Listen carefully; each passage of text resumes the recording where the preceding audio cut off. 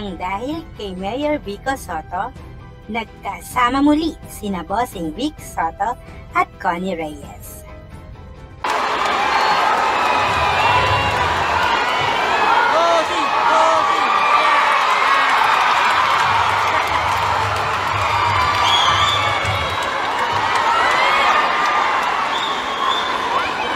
Hi fans!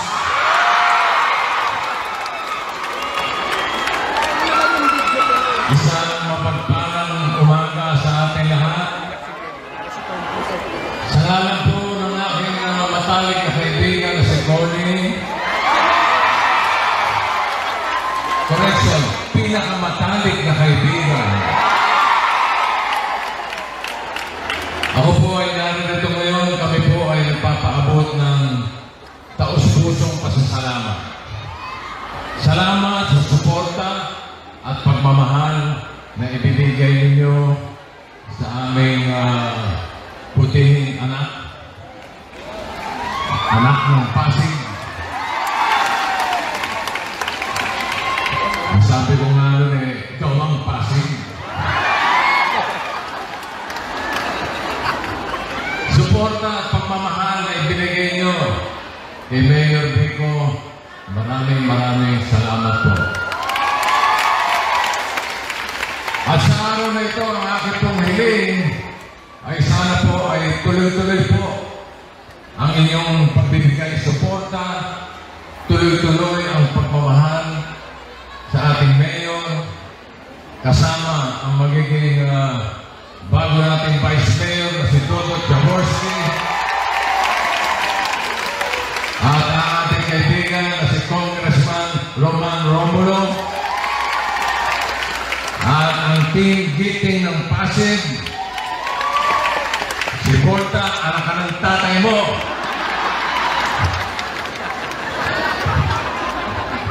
Anak siya ng tatay niya, di ba? Oo. Maraming salamat, Angelo, Buboy, at sa lahat ng buo ng team Giting ng Pasig. Sana po tuloy-tuloy ang ating suporta, tuloy-tuloy ang ating pagmamahal, nang sa ganon tuloy-tuloy ang agos ng pag-asa dito sa Pasig. Tuloy-tuloy din ang pag-aayos ng gobyerno, isang pamumuno na malinis, tapat, at ang iniisip lang ay ang kapakanan ng mga Pasigueño. Hindi ko na po pakakahabaan ng aking talumpati ngayong umaga dahil baka sa ganda ng aking talumpati, ako'y iputo yung Vice Presidente. Alam niyo na kung sino yun. So narito po, akin po ikinagagalak at pinagmamalaking ipakilala sa inyo. Hindi ko na po isa-isahin kung bakit ko ipinagmamalaki ang taong ito. Dahil baka abutin tayo ng 8 Bulaga pa ako. So narito po, ang ating pinamamahal, ang aking ama. Ay ibig sabihin ng ating ama, ang ama ng lungsod ng Pasig, Mayor Vico Sotto.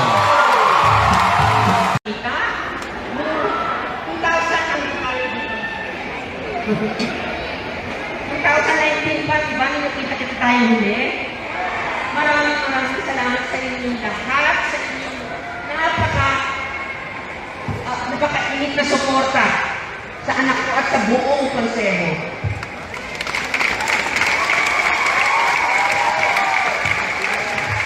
Alam niyo,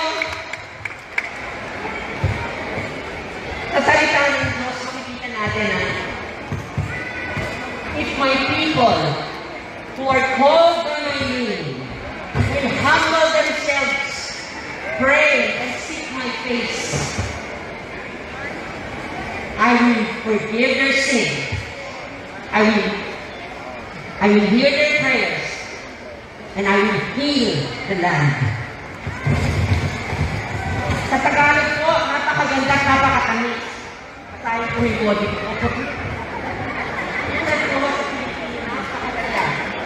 Ngunit, sa sandali ang bayang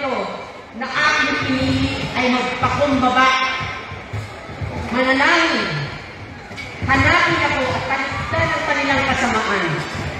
Hihinggin ko sila, patatawarin ko sila, at ibabalik ko sa kanilang lupain ang katiwasayan at kasaganaan. Yan po ang pananalangin natin ngayon. Naniniwala ba kayo? Buhay ang Diyos natin. Lahat na nangyari sa kandungan ito. Alam niyo, anak ko at ako, araw-araw nananalangin kami. Humingi kami ng tulong sa Diyos. At ito masasabi ko sa inyo, walang araw, kung meron man, bihirang-bihira, na hindi yung pinalangin ang bawat pasikyan nyo. Kung sinasabi ko, Jesus is Lord over the Philippines. Jesus is Lord over Pasig City. Ganito ako kung paano manalangin. Jesus is Lord over Pasig City. Jesus is Lord over Pasig City. Jesus is Lord over Pasig City. Araw-araw po yan. Pumapasok niya sa kwarto ko, nakikita niya ako. Siguro sabi na yung nanay ko nalaloka na. Niluluhod ko ang Pasig City sa aking Panginoon Diyos. Niluluhod ko ang ating bayan. Napaka-crucial na eleksyon ito. Hinihilig ko sa inyo, manalangin ko tayo. Ama namin sa lahat.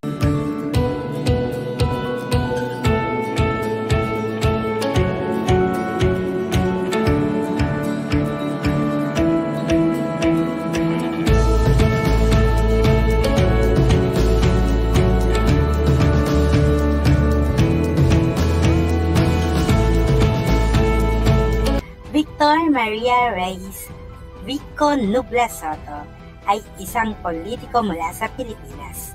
Siya ay ang kasalukuyang alkalde ng lungsod ng Pasig City.